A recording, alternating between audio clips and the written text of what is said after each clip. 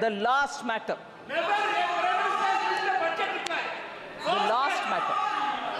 The last matter, sir.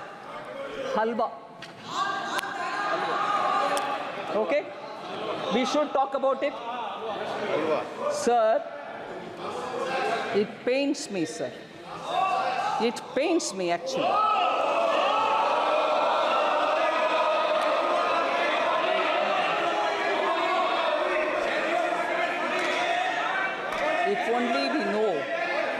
If only we know the background with which halwa ceremonies are conducted before the budget is prepared. If only we know the background.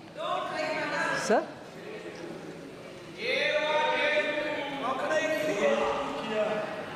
If only we know the background of why halwa ceremonies happen, sir.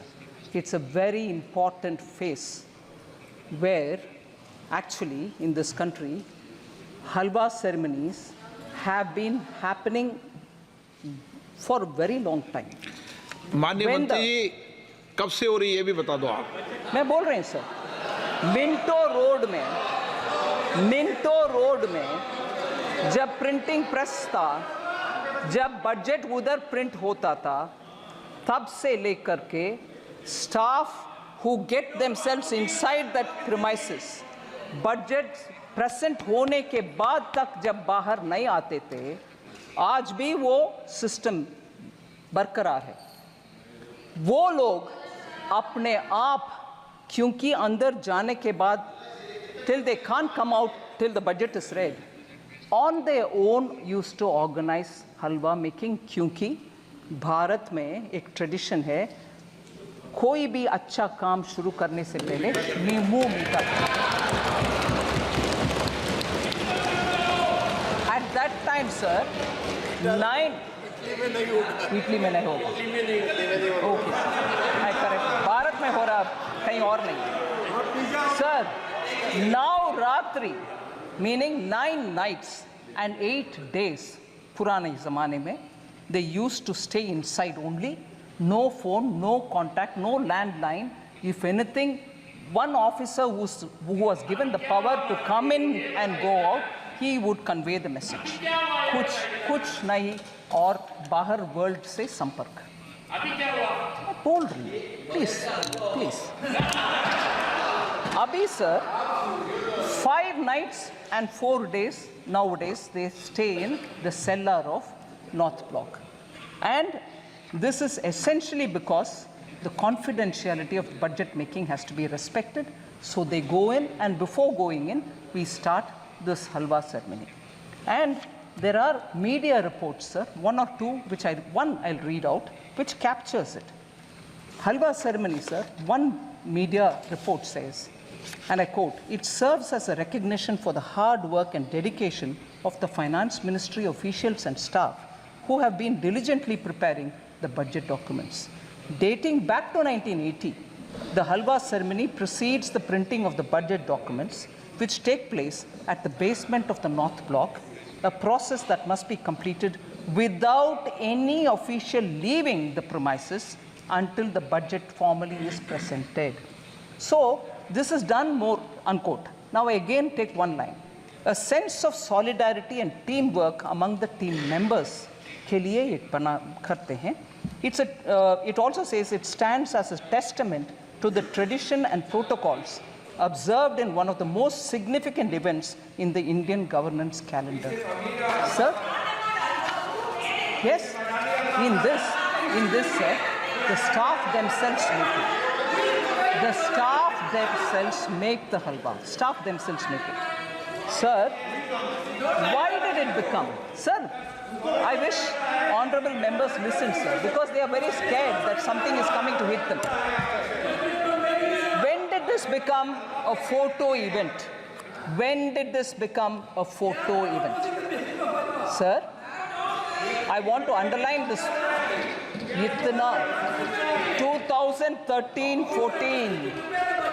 2013-14 में मंत्री जी नीचे सेल्लार में जा करके हलवा बंटवारा करने का शुरुआत 2013-14 में हुआ।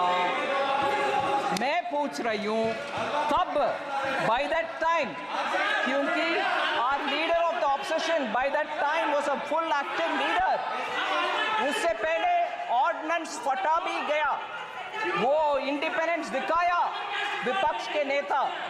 क्यों उस समय फाइनेंस मिनिस्टर तब की उनसे ये पूछा नहीं गया कि कितना एससी है भाई, आप नीचे जा रहे हो फोटो के लिए बोलो, नहीं तो वो हलवा में कैंसिल करूंगा, क्योंकि उस समय वो पावरफुल थे ना, रिमोट कंट्रोल था ना। वो हलवा क्यों कैंसिल नहीं किया, उनके हलवा कैंसिल नहीं किया, तब ये पूछा नहीं गया। भारत के हलवा बटाया जा रहा। सर, ये आदत किसी का हो तो वो जमाना गया। मलाई खा करके इस देश को छोड़कर या पार्लियामेंट को छोड़कर लोग गए, लोग वोट करके मलाई खाने वाले को दिखाया रास्ता, चले जाओ, आप सत्ता में बैठना नहीं है, वो जमाना गया। मगर उस समय के फाइनेंस मिनिस्टर से ये पूछा नहीं गया, आप नीचे जा रहे हो बंटवारा करने के लिए, हलवा बंटवारे करने के लिए, आपके साथ कितने एससी है, कितने एसटी है, कितने ओबीसी है, वो पूछा नहीं है। उस समय के ऑफिसर्स लोग के स्टैटिस्टिक्स गणना नहीं हुआ, मगर अभी पूछा जा रहा है। इसीलिए मैं बोल रही हूँ, इस देश में लोगों को बंटवारे करने में कुछ षड्यंत्र के साथ इस प्रश्न पूछा जा रहा है। Sir, it's a shame. मैं इस मौके पर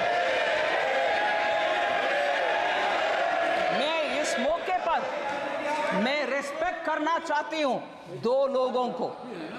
सर, आप परमिट नहीं करते हैं नाम लेने के लिए, वो मेंबर भी नहीं है, मगर प्रिंटिंग हमारा फिनेंस मिनिस्ट्री के इंपॉर्टेंट स्टाफ दो लोग, उनको मैं जिक्र करना चाहती हूँ। सर, ये सेक्रेट नहीं, प्लीज आप सुन लीजिए, सेक्रेट हलवा के विषय और इसमें इतना इमोशन जुड़ा हुआ है, ये समझ में आएगा। सर, रिटायर्ड ऑफिसर उनके पिताजी गुजर चुके थे जब वो अंदर पहुंच गए और बाहर आने का कुछ नहीं है possibility. Shri Kuldeep Sharma ji deputy manager थे प्रेस का, उनके पिताजी का देहांत होने का विषय उनको अंदर होने के बाद मिला। फिर भी सर, वो कमिटमेंट देखिए, वो जब तक फिनांस का बजट डिक्लेयर हुआ तब तक बाहर नहीं आया। मैं उनके सर झुक करके नमन करती हूँ। ऐसे लोग हैं सर, उधर उनका सेंटिमेंट है हलवा बनाना और बंटवारा करना, उनको नीचे दिखाना अच्छा नहीं है, नीचे दिखाना अच्छा नहीं है। दूसरा मैं बोल रही हूँ, श्री सुभाष अभी भी है प्रिंटिंग प्रेस में, वो भी अंदर जाने के समय उनको मैसेज आया, उनके सुपुत्र का देहांत हुआ सर, मगर वो बोले नहीं, मेरा जिम्मेदारी, क्योंकि हलवा के सेरेमनी हो गई, मैं अंदर आ रही हूँ, इससे I will not come out. ये है सेंटिमेंट उधर, हलवा बनाना और अंदर जाना, पूरे कर्तव्य निभाना और बाहर आना, इसको नीचे दिखाना सही नहीं है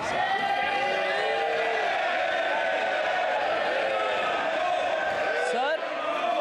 एससी के ऊपर, ओबीसी के ऊपर बहुत सारे विषय हमारे एमपी गण बात कर रहे हैं। फर्स्ट प्रधानमंत्री जी नेहरू जी का लेख सबको शायद अनुराग जी ने पढ़ दिखाया। नेहरू जी ने 27 जून 1961 को लिख रहे हैं, I quote sir, I dislike any kind of reservation, more particularly in service. I react strongly against anything which leads to inefficiency and second-rate standards. Unquote. Sir, that is Pandit Jawaharlal Nehru, the first Prime Minister of India. Okay. Next, sir. खाका खालेकर commission के report 1955 में जब recommendation आ चुका था, तब से लेकर के कांग्रेस पार्टी के हर गवर्नमेंट उसको दरकिनारे कर दिए। बैकवर्ड कमीशन के कोई कुछ सोच नहीं था। In 1980, Mandal Commission report was submitted to Srimati Indira Gandhi, तब के Prime Minister.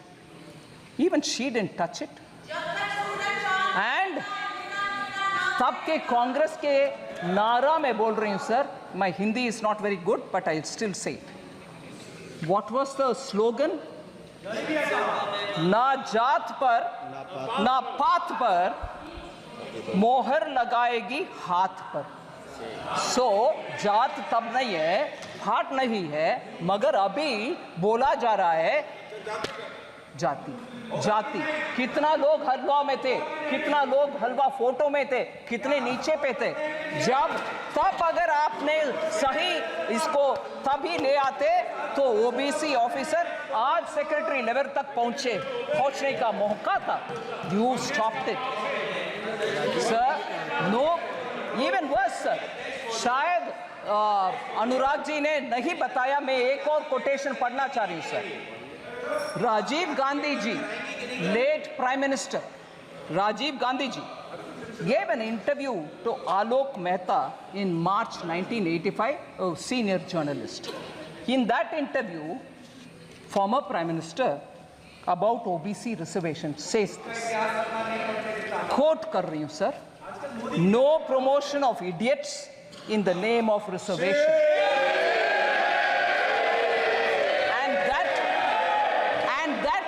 Promoting idiots in the name of reservation, and that promoting idiots in the name of reservation would harm the entire country, unquote. Reservation के ऊपर ये इतना lecture दे रहे हैं sir. Sir, Ambedkar ji cabinet से निकल करके he said I don't want to be in this because there is no justice for backward communities or for SCs.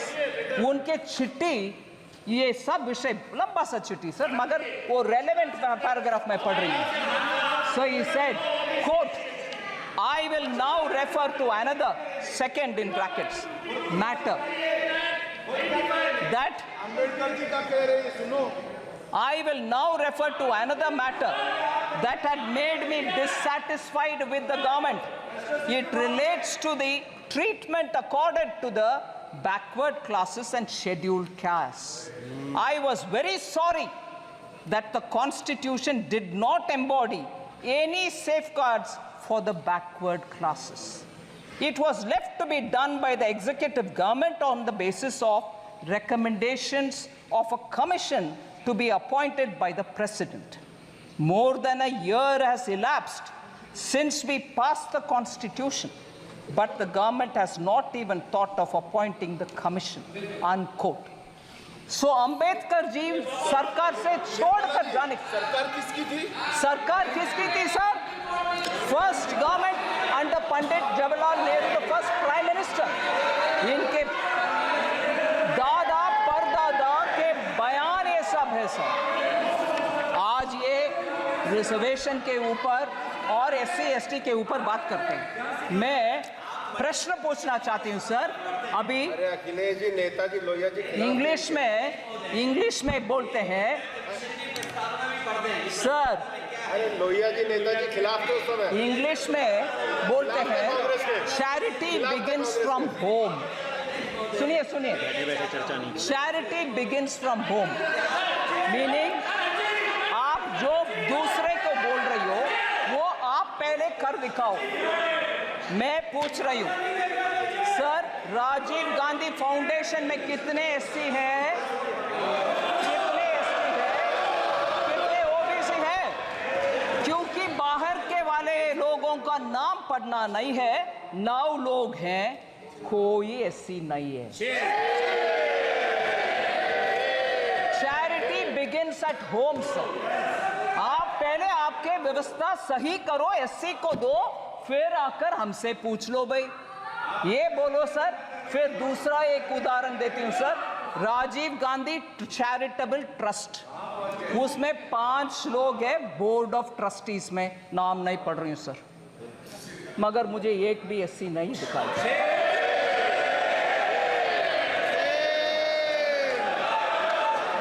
So sir, SC/ST लोग के ऊपर हम सब कुछ अच्छे करने के लिए इरादा रख सकते हैं, मगर जनरेशन आफ्टर परदादा दादा सबके बयान एक ही जैसे जब है और काम कुछ नहीं हुआ, आप जाकर के आज बोलेंगे तो कैसे भरोसा आएगा सर?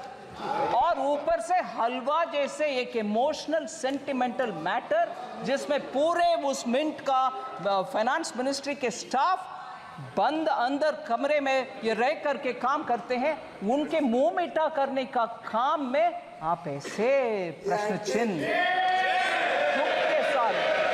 और मैं जब इस विषय में मैं कैसे जवाब दूं, ऐसे करके सर पे हाथ रखा तो पूरे ट्रोल आर्मी के साथ मुझे पूछा जा रहा है कि एससी के ऊपर जब विपक्ष के नेता बात कर रहे हैं आप सर पर हाथ रख रही हो, हंस रही हो। नहीं, ऐसे एक इमोशनल मैटर को इतना हल्के से डील कर रहे हैं, उसको मैं सर में फोड़।